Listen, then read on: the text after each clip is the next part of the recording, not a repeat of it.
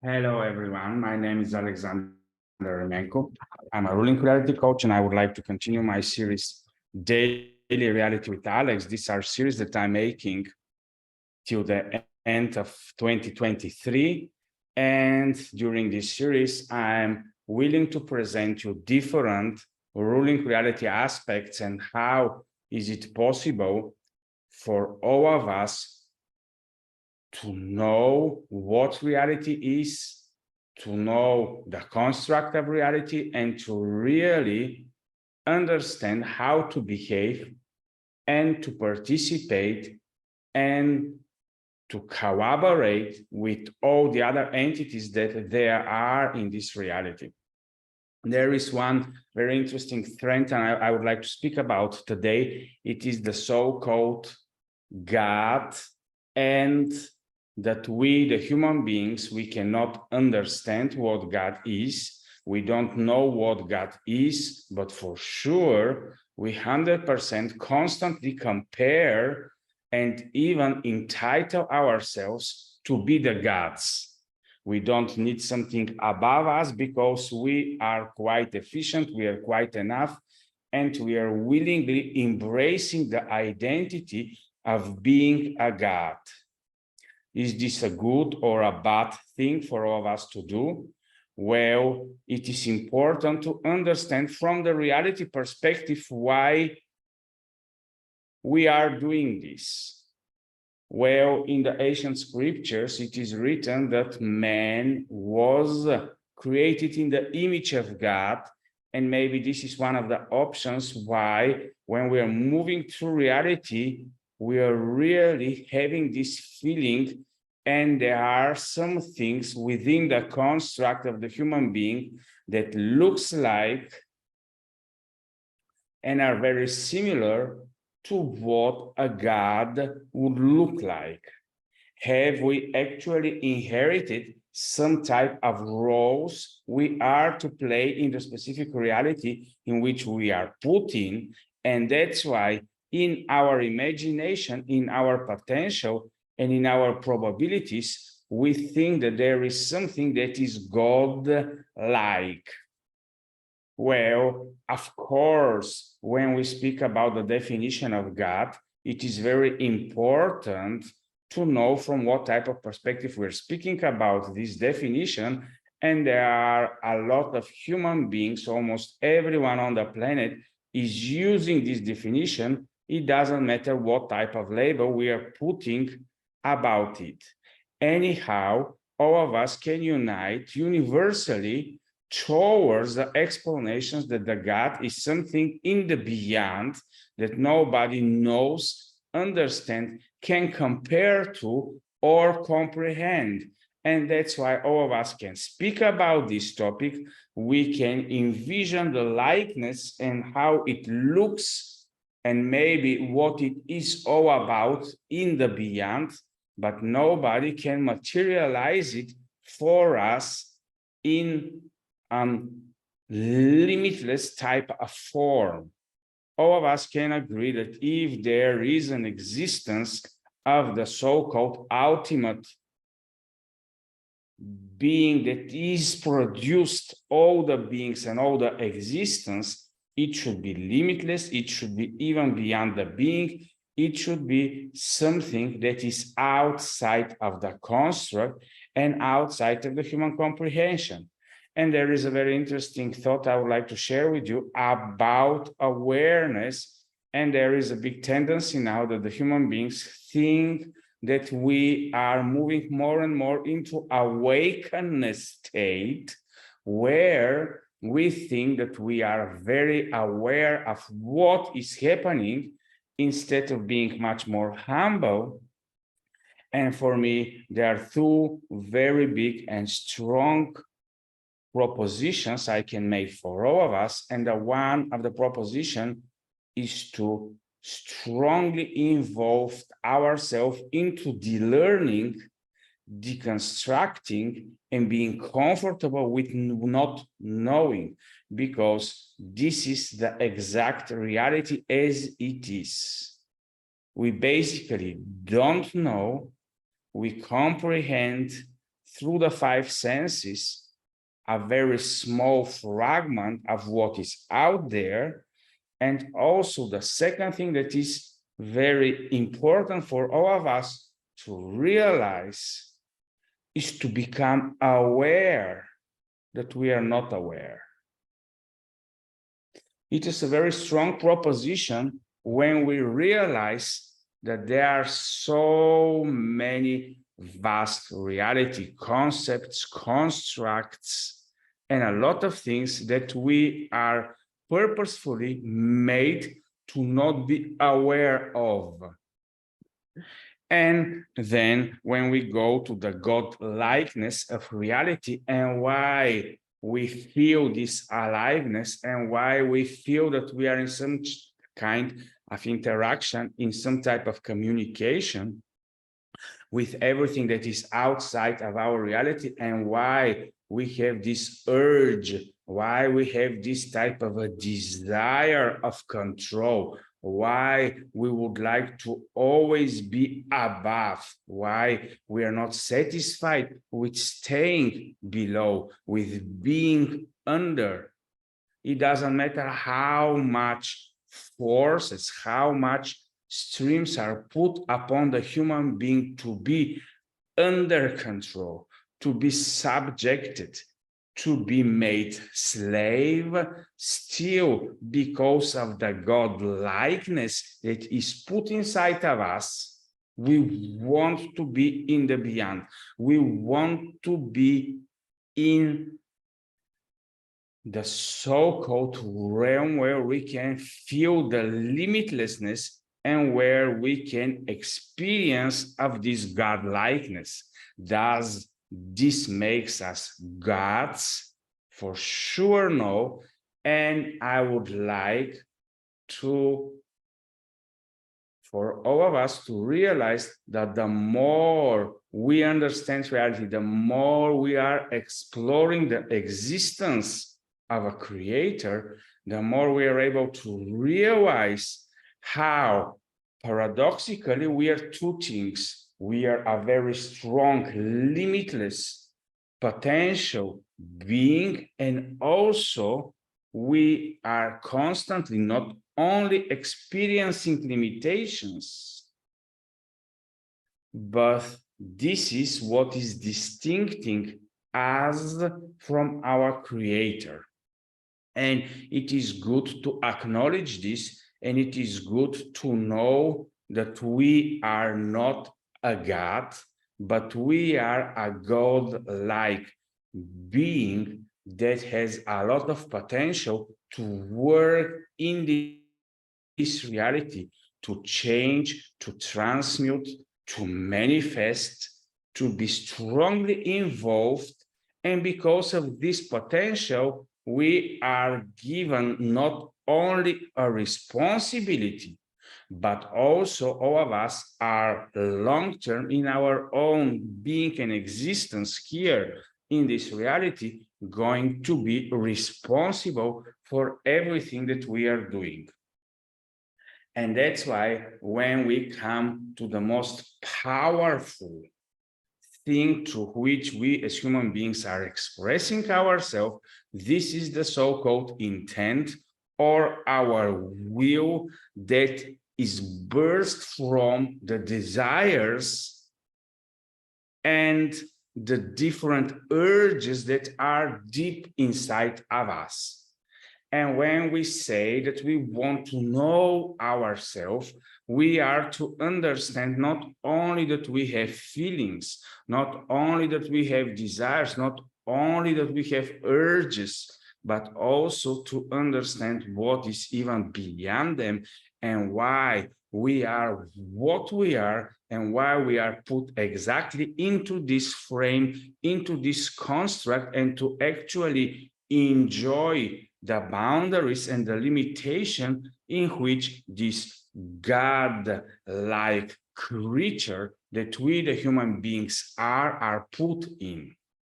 And now there is a very interesting concept that, of course, we are to practically implement in our reality, and it is based on one very ancient, given in a lot of books, not only information and not only validation, but even if it's only imagination, it is going to help you a little bit to understand why reality is constructed the way it is.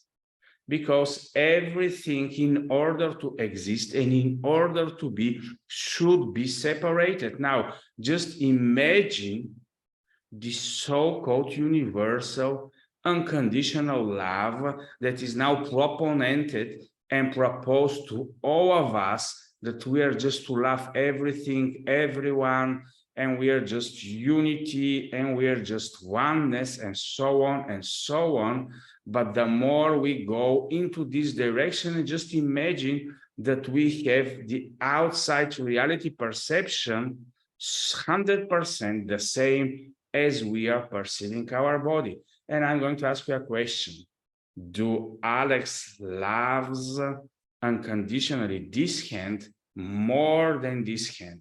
Can we say that Alex enjoys the left hemisphere of the brain more than the right hemisphere of the brain? And when I have the feeling that all my parts, all my organs are part of one organism, it is impossible to love a specific part, let's say the ear, more than the eye, or the nose more than the mouth. So it's very important that love is a bonding part in reality, which is helping us to actually experience the duality, because the separation of things, separation through which we are perceiving the distinguishings in the reality, is important in order for all of us to experience the bonding power of love. So if we are claiming that there is nothing but us, that we are all that there is, that solipsism is everything, that we are just oneness, then we are missing the important part of reality, which is to be able to experience real love, because real love happens only if we are able to embrace in ourselves all the distinguished parts of reality, and to honor and respect the space of everything to exist as it is, without us changing it, without us transforming it, without us transmuting it.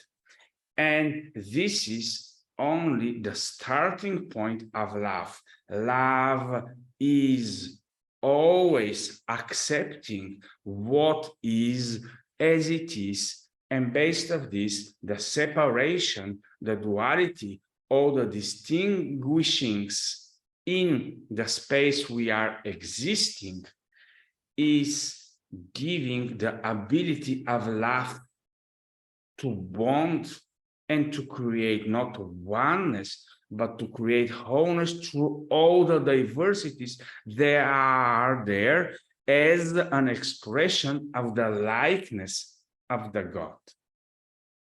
So I would like now to give you one small story about one of the possibilities, that the first human being was a hermaphrodite type of a being that was with male and female energy and was self-sustained being. And then through the ancient scripture, when it was said that from the man there was taken something and was created a man and a woman, then there was created a separation.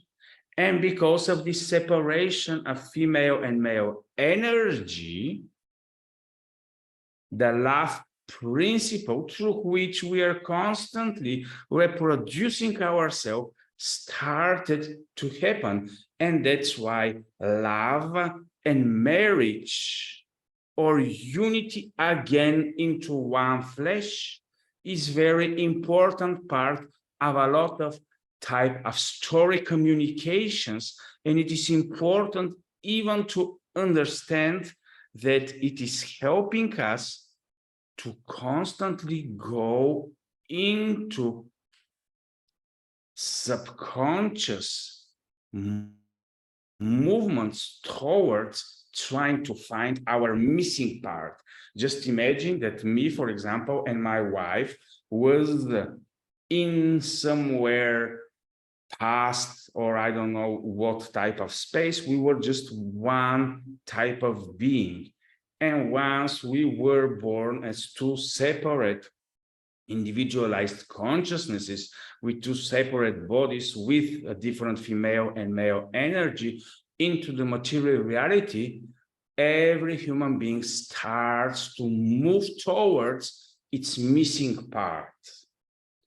And this is a strong allegory about what and why reality is constructed the way it is, and why we are constantly, subconsciously seeking about something missing, which is to fulfill ourselves.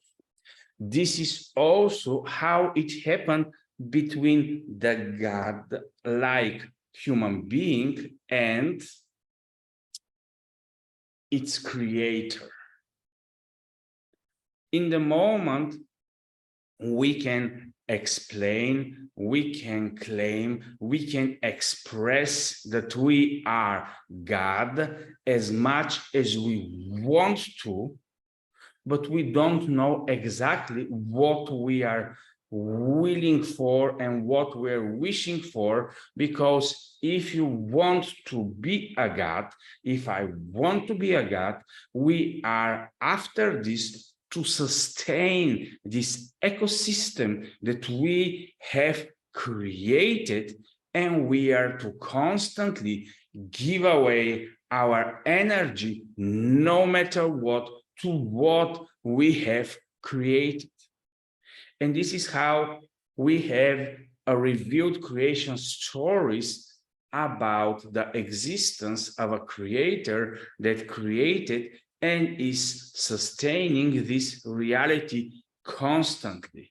So if we are claiming that we are a God or gods, we are also to understand that this is a part of a role playing where whatever is coming and seeded out of us, we are to constantly then long-term sustain, keep, nourish, and give everything away out of ourselves sacrificially towards what was part of us and was seeded out into the reality. And that's why very often reality is called the matrix, the womb of creation, in which everything was given and allowed, especially to the human being, to procreate.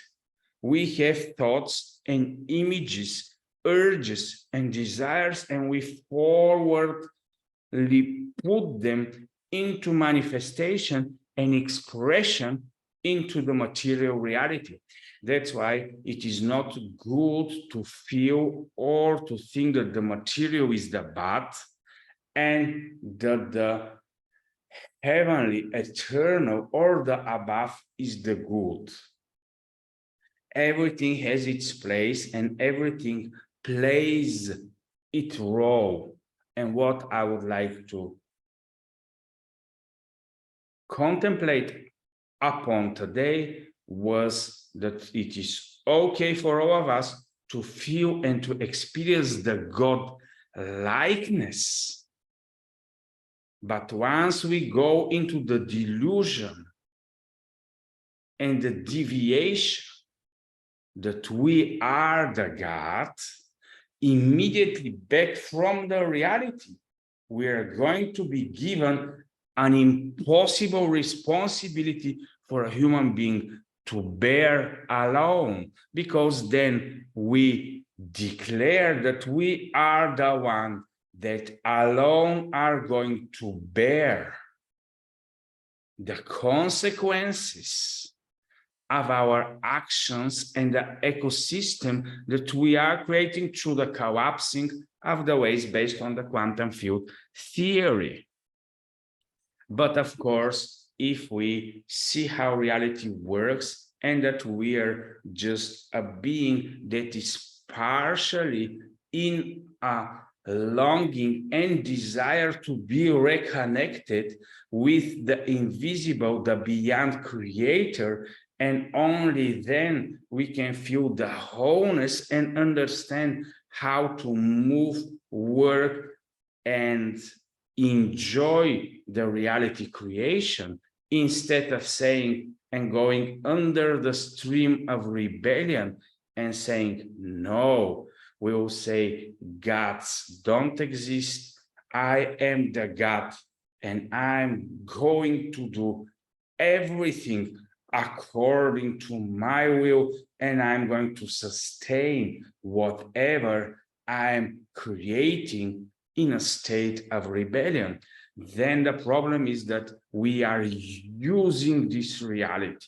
We are using this womb and this matrix, but it is going to give us more and more separation, more and more rebellion, more and more we are going to receive of what we don't want, paradoxically.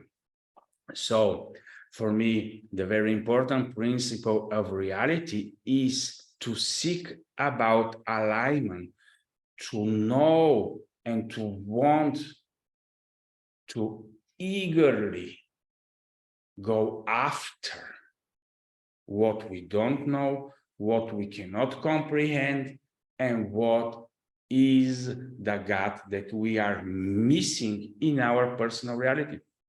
Does it mean that the God need to be materialized? Does it mean that it is only outside of us, and how we are connected the godlikeness with the separation of the beyond that is responsible for all the reality and responsible and willingly helping us to flourish and to grow into our potential? And it is very important because when we encounter and when we approach our daily reality through this type of understanding, then every small detail in our reality starts to make sense.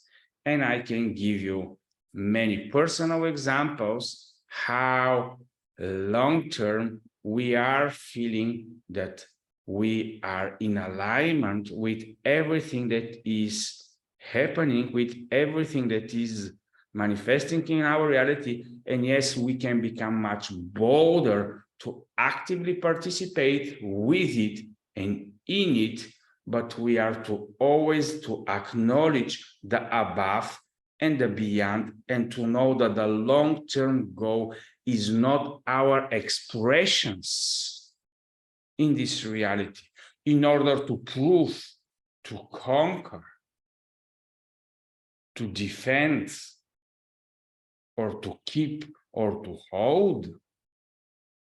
But the long-term purpose of this reality is to know the unknown, to comprehend the incomprehensible, and little by little to be embraced with the God that is in the beyond, and to create a strong connection where we are feeling that it is impossible to live and to exist outside of the creator from the beyond.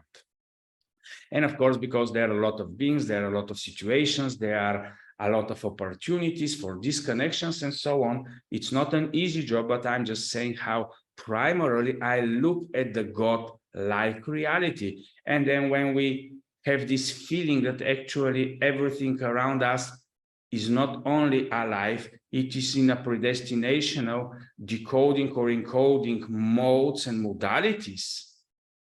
It is very true, but also we are to know that we are constantly playing our role, and not only we are involved into role playing, but also we can be involved into the script writing based on educing and understanding more of the possibilities that are out there for all of us. Does all of this makes us gods? No, but all of this can make us to know more about the above and to research more about what actually matters.